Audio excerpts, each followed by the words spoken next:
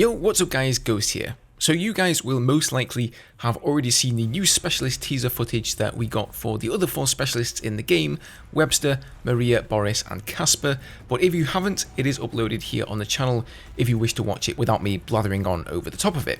Not only do we get a little highlight reel for each of the aforementioned specialist abilities, but we also see a bunch of new maps. So this first clip here with Webster is on the discarded map, and he's running the PBX-45, basically 2042's version of the UMP. So he puts this guy out of his misery and then grapples up to the building, and we see this prompt here on screen showing us that you can actually steer your character whilst grappling, so you're not just stuck on rails. Next we see one of the new third-person takedowns. I'm still trying to figure out what weapon he's actually using here. Is it a filed-off screwdriver? I honestly don't know. It doesn't really seem like a traditional knife of any sort, but if you know what it is, leave it down in the comments. Moving on, he takes down another specialist that looks like Espinoza, who is still currently unannounced, showing off his Nimble Trait. With that, he can move around whilst ADSing faster than the other specialists. And just before we move on, I wanted to stop and admire that magnificent F-35 flying past firing its gun pod.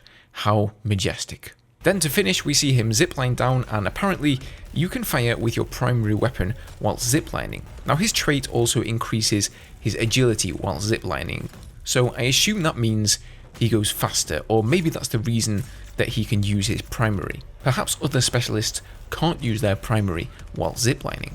Next up we have Maria Falck rocking the M5A3 assault rifle, then she pulls out her Syrette pistol and goes to heal this soldier. It looks pretty powerful, as you can see on the back there. Like a revolver, it fires 6 shots, and judging by her ammo count, I think you can carry 12 shots altogether, and she can of course heal herself with it. I'm pretty sure the map in question here is Kaleidoscope, judging by the greenery and skyscrapers, and just at the end of the clip, she slides over to a teammate and revives him, simultaneously showcasing both the sliding mechanic and her trait, which allows her to revive teammates with full health. Next up is Boris. He comes in, pops down his Sentry turret, and opens up on these guys with the VCAR, which seems like quite a slow firing weapon, one I've not actually heard anything about yet. And they also point out to us here on screen that his trait boosts the efficiency of his turret if he stands close by. Now I also noticed that there are 3 different types of hit markers going on here: white, yellow, and red. I assume red is the kill confirmation, white is obviously damage, but I'm not sure what the yellow signifies. It could be headshots, or it could be the damage his Sentry turret is doing independently. And finally, we have Casper, and he's playing on Orbital, probably the map we've seen the most of thanks to all the leaks. He whips out his Recon Drone here and doesn't really do anything with it, but I do notice that he can fire something with the right trigger and use EMP locking with the left trigger. Not quite sure what EMP locking refers to, but it does say his drone disrupts enemy electronics. In the final scene here, he takes his SWS-10 bolt-action sniper rifle and finishes that guy on the bridge. I also noticed during this clip that he could see the guy spotted on the minimap, and I'm assuming that is courtesy of his movement sensor trait. So that's everything I could see out of the footage with a closer look that we didn't already know. Now, something else we learned today is that Maria Falck is receiving a nerf based on the feedback from the technical playtest.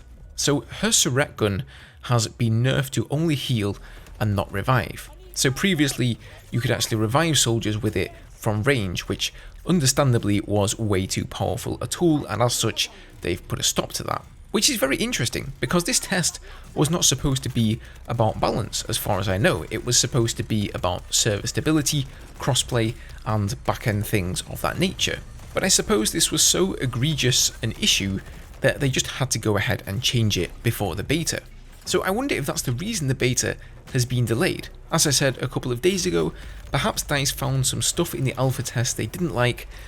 They just want to put things right before they compile the beta and put it into our hands. What do you guys think? By all means, let me know if there is anything you spotted in the trailers that I didn't. Sometimes it's amazing what a second pair or even thousands of other eyes can do. I'll be covering everything Battlefield 2042 related here on the channel, so if you're into that, get subscribed, and I'll see you in the next video.